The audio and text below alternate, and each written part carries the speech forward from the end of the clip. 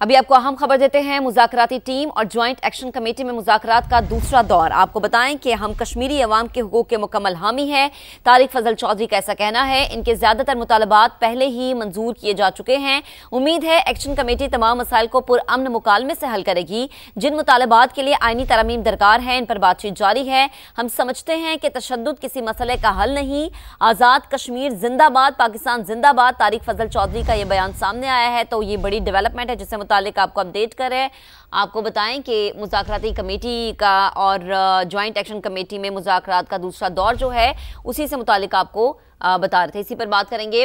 हाफिज एहसान साहब हमें ज्वाइन कर चुके हैं, माहिर कानून है। आप बेहद शुक्रिया वक्त देने के लिए। कहिएगा एहसान साहब, जो मुतालबात रखे गए थे अवामी एक्शन कमेटी की जानिब से, अब ये कहा जा रहा है कि कानूनी तरमीम होगी, फिर इन मुतालबात को माना जाएगा। क्या है ये मुतालबात जिसमें तरमीम की जरूरत है?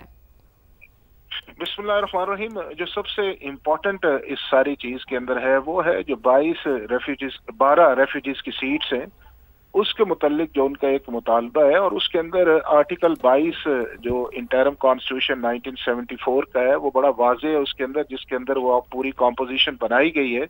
और उसके अंदर 12 सीट्स ऐसी हैं जो रेफ्यूजीज की हैं कि जो 1947 के अंदर इंडियन ऑक्युपाइड कश्मीर से कश्मीर के अंदर आए या उसके बाद पाकिस्तान के जो दूसरे इलाके वहां पे जाके बसे।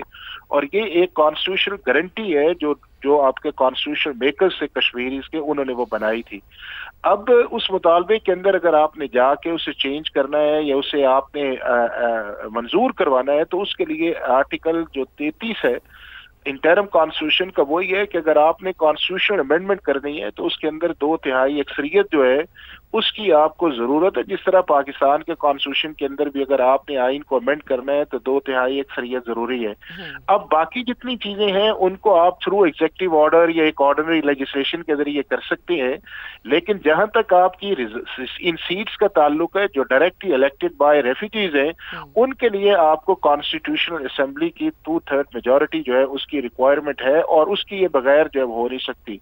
तो मैं ये समझता हूँ कि गवर्नमेंट की जो कमेटी है उसका बिल्कुल एक फेयर और लीगल और कॉन्स्टिट्यूशनल स्टैंस है कि अगर आपने इन चीज को करना है तो उसके लिए आपको कॉन्स्टिट्यूशनल अमेंडमेंट जो है वो चाहिए। और वो कॉन्स्टिट्यूशनल अमेंडमेंट जो है वो आर्टिकल 33 या 31 या 19 जो उनका 56 आर्टिकल है उसके अंदर जो भी एक प्रोसेस का जिक्र है उसके अंदर चाहिए। और ये जो अमेंडमेंट थी जो कॉन्स्टिट्यूशन के अंदर की गई थी, जिसके अंदर इन सीट्स का इजाफा किया गया था, ये सीट शामिल की गई थी, जो 12 सीट्स हैं, वो एक कॉन्स्टिट्यूशनल गारंटी उनको हासिल है, जिसके अंदर उस दौर के जो लोग थे या फ्रेमर्स उन्होंने समझा कि ये असेंबली जो है ये आइसोलेशन में नहीं रहनी चाहिए। और उसका सिर्फ ये नहीं है कि जो आजाद कश्मीर के लोग उसी के अंदर हो, चूंकि इंटरनेशनल इशू है, कश्मीरियों के मुतालिक एक फैसला अंडर प्लेबिसिट होना है और कश्मीरियों की रिप्रेजेंटेशन जो है वो इस असेंबली के अंदर आनी चाहिए, और इसको एक इंटरनेशनल इशू के तौर पर है इस असेंबली के अंदर लिया गया।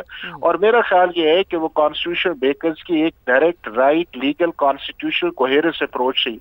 अब अगर इस मुतालबे के अंदर आपने जाना भी है तो उसके लिए आपको कॉन्स्टिट्यूशन असेंबली के अंदर जो आपकी लेजिस्लेटिव असेंबली है उसके उस प्रोसेस के अंदर जाना पड़ेगा जो आर्टिकल 33 के अंदर 2/3 अक्सरियत का है। उसके बगैर थ्रू एग्जीक्यूटिव ऑर्डर या ऑर्डिनरी लेजिस्लेशन के जरिए नहीं हो सकती। और उसके लिए मेरा ख्याल ये है कि ये इस चीज का फोर्स करना कि आप उसको एग्जीक्यूटिव ऑर्डर के जरिए करें, ये कॉन्स्टिट्यूशनली लीगली पॉलिटिकली वायबल भी नहीं है। अगर इस चीज को अमेंड करना है तो आर्टिकल 33 के उस प्रोसेस के अंदर जाना पड़ेगा। और ये मेरा ख्याल है कि एक फेयर स्टैंड जो है वो इस कमेटी ने लिया हुआ है जो गवर्नमेंट ऑफ पाकिस्तान ने नॉमिनेट की है, और वो कमेटी बड़ा अच्छा काम भी कर रही है कि जितनी भी ऐसी चीजें हैं जो एग्जीक्यूटिव ऑर्डर के जरिए है उन्होंने उस चीज को माना है। और जो भी चीज कश्मीरियों के लिए या कश्मीर के लिए होनी चाहिए, मेरा ख्याल है कि पाकिस्तान की हुकूमत हमेशा कश्मीरियों के साथ या कश्मीरी गवर्नमेंट के साथ खड़ी रही है। बिल्कुल। अच्छा हाफिज साहब, जो आर्टिकल 33 की आप बात करें, इसकी असल रूह है क्या? और अगर इसके अंदर अमेंडमेंट हो भी जाती है तो क्या इससे बाकी जो सूबे हैं, या अगर हम स्पेशली आज़ाद कश्मीर की ही बात करें तो उसकी साख को तो कोई नुकसान नहीं पहुंचेगा, या फिर जिस कमेटी के लिए अमेंडमेंट की जा रही है वो स्ट्रॉन्ग तो नहीं हो जाएगी? دیکھیں ایک تو یہ ہے کہ آپ اگر کوئی بھی پولیٹیکل آپ ایک آرگومنٹ کرتے ہیں تو اگر اس کو ٹرانسلیٹ آپ نے کرنا ہے تو آپ کو کانسٹیٹیوشن کی طرف ہی جانا پڑے گا. اب کانسٹیٹیوشن کے اندر آپ جاتے ہیں تو اس کی جو کمپوزیشن، جس طرح میں نے پہلے کہا کہ آرٹیکل 22 کے اندر ان 53 سیٹس میں سے جو 12 سیٹس رکھی ہیں ڈائریکٹ الیکٹڈ، اس کے اندر ایک کانسٹیٹیوشنل وزڈم بھی شامل تھی اور ہے کہ یہ صرف ایوان جو ہے یہ کشمیر کے اندر رہنے والوں کا نہیں ہے، بلکہ ہر وہ کشمیری جو 1947 کے بعد ہجرت کر کے پاکستان یا پاکستان سے باہر آیا ہے اس کا بھی اس ایوان کے اندر حصہ ہے اور اس کی پریزنس ہونی چاہیے. جب آپ کشمیر پہ بات کرتے ہیں تو کشمیر صرف پاکستان کی جو ٹیریٹری والا نہیں ہے، اس کے اندر کشمیر وہ بھی ہے جو انڈین آکوپائڈ ہے. اور جب آپ نے پلیبسٹ کے اوپر بھی جانا ہے تو وہ پورے کشمیر کا پلیبسٹ ہونا ہے. جو بھی کشمیری 1947 سے پہلے یا 1947 کے بعد کشمیری ہے یا اس کا حصہ ہے، تو اس سے ایک جو انٹرنیشنل آپ کا ایشو ہے ڈیفینیٹلی پاکستان نے ایک اس کے اوپر ایک اسٹیٹڈ پوزیشن لی ہوئی ہے، اس پہ ایفیکٹ آئے گا. دوسرا اس کے اندر یہ ہے کہ اگر آپ نے اس کے امینڈمنٹ کے اندر جانا ہے تو جو ایک پروسیس ہے 2/3 اکثریت کا کہ آپ کو ایک اسمبلی کے اندر بل لے ڈاؤن بالکل. اور پھر حافظ صاحب یہ سوچ سمجھ کے کرنا چاہیے، ایز یو سیڈ کہ اس میں وہ کشمیر بھی ہے جو کہ ہندوستان کے زیر تسلط ہے، تو کیا اس کا اثر اس پہ تو نہیں جائے گا؟ ساتھ رہے گا آزاد کشمیر کے معاملے پر وفاقی وزیر قانون اعظم نذیر تارڑ نے کہا ہے کہ آزاد کشمیر کی 12 نشستوں کا معاملہ آئینی ہے، ان 12 نشستوں کا تعلق آزاد کشمیر سے ہے، اس معاملے پر سوچ سمجھ کر بات کرنی چاہیے. یہ ایک لیگل کویسچن ہے اور لیگل کے ساتھ ساتھ بلکہ میں کہوں گا یہ ایک آئینی سوال ہے. اور ہمیں جب سیاست کی بات ہوتی ہے تو جو قانونی اور آئینی نکات ہیں نا، انہیں بڑے ٹھنڈے دل کے ساتھ بہت سوچ سمجھ کے اس پہ بات بھی کرنی چاہیے اور اس کا جو کوئی حل ہے وہ بھی تلاش کرنا چاہیے.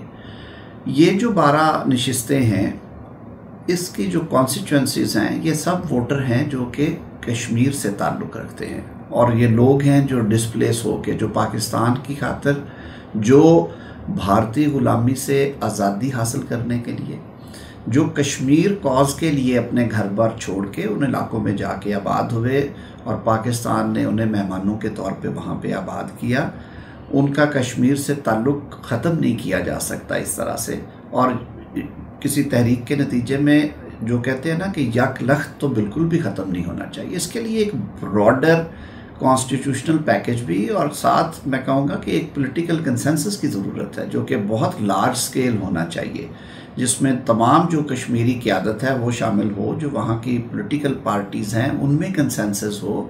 اور جن لوگوں کو آپ کہہ رہے ہیں کہ اب انہیں ووٹ کا حق نہیں ہونا چاہیے یا انہیں اسمبلی میں نشست نہیں دینی چاہیے، ان کے نمائندگان سے بھی بات ہونی چاہیے. اور صرف اس کے بعد ہی یہ کنسنسس کے ساتھ یہ ایک ایسا بڑا ڈیسیژن ہے جس میں اتفاق رائے بہت ضروری ہے. یہ کسی ایک گروپ کے یا لوگوں کو یہ اعتراض بھی ہو سکتا ہے کہ جی یہ الیکٹڈ جو لوگ ہیں وہ یہ بیٹھ کے کیوں نہیں کر رہے. وفاقی وزیر قانون اعظم نذیر تارڑ جو ہیں اس معاملے پر جو گفتگو کر رہے تھے وہ آپ نے ملاحظہ فرمایا. اسی پر بات کریں گے. راجہ خالد صاحب بھی ہمیں جوائن کر چکے ہیں، حافظ احسان صاحب بھی ہمارے ساتھ موجود ہے. راجہ خالد صاحب آپ کی طرف آتے ہیں. بڑا ایک تو سینسٹیو اور دوسرا ہم کہہ سکتے ہیں کہ کمپلیکیٹڈ یہ معاملہ ہے، کیونکہ اگر آرٹیکل 33 میں ترمیم ہوتی ہے تو اس کا جو امپیکٹ ہے جیسا کہ حافظ احسان صاحب بھی کہتے ہیں ایک تو آزاد کشمیر پر اور پھر وہ کشمیر جو کہ بھارت کے زیر تسلط ہے اس پر بھی جائے گا. اس پہ ذرا روشنی ڈالیے گا. جی دیکھیے، پہلی بات تو یہ ہے کہ یہ انٹرنیشنل لا ہے کہ جو ڈسپلیسڈ پرسنز ہوتے ہیں انہیں ان کے یعنی they can not be deprived from right of vote. یہ لوگ کسی کنفلکٹ کے نتیجے میں وہاں سے ڈسپلیس ہوئے، پاکستان میں آ کر آباد ہوئے، تو انہیں ان کے ووٹ کے جو رائٹ آف ووٹ ہے اس حق سے محروم رکھنا یہ فنڈامنٹل رائٹس کے خلاف ہے. ٹھیک ہے، ایک بات تو یہ ہو گئی. دوسری بات یہ ہے کہ مہاجرین کی جو مقیم ہے پاکستان کے اندر ان کی سیٹس کو ختم کرنا وہ انڈیا کے موقف کو تقویت دینے کے مترادف ہے. انڈیا اس پہ جشن منائے گا اور ان کشمیریوں کو جو 47 سے لے کے آج تک ایک بے مثال، ایک لازوال، ایک تاریخی جدوجہد کر رہے ہیں اور جنہوں نے اپنے لاکھوں لوگوں کی شہادتیں پیش کی، لاکھوں گھر جلائے گئے، عورتوں کی عصمت دری ہوئی وہاں پہ، وہاں لوگوں کو نابینا کر دیا گیا پیلٹس گنز کے ذریعے. تو آپ دیکھیے کہ انہیں وہ یہ میسج دے گا کہ پاکستان کے اندر جو آپ کے مہاجرین تھے تو جو سیٹیں انہیں ایلوکیٹ کر دی گئی تھیں وہ ختم کی گئی ہیں، جبکہ جو مقبوضہ کشمیر ہے وہاں پہ 12 سیٹس وہ علامتی طور پہ خالی رکھی گئی ہیں مہاجرین کے لیے. और फिर जो इम्पोर्टेंट बात है वो जब प्लेबिसिट, इन लोगों को जब आप डिस्कार्ड कर देते हैं तो जब प्लेबिसिट होगा तो ये लोग कैसे वोट डालेंगे?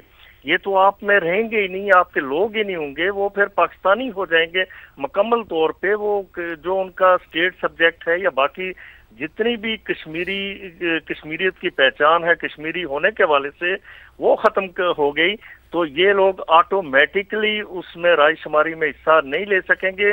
नतीजतन इसका भी जो इनडायरेक्ट फायदा है, बेनिफिट है, वो इंडिया को पहुंचेगा।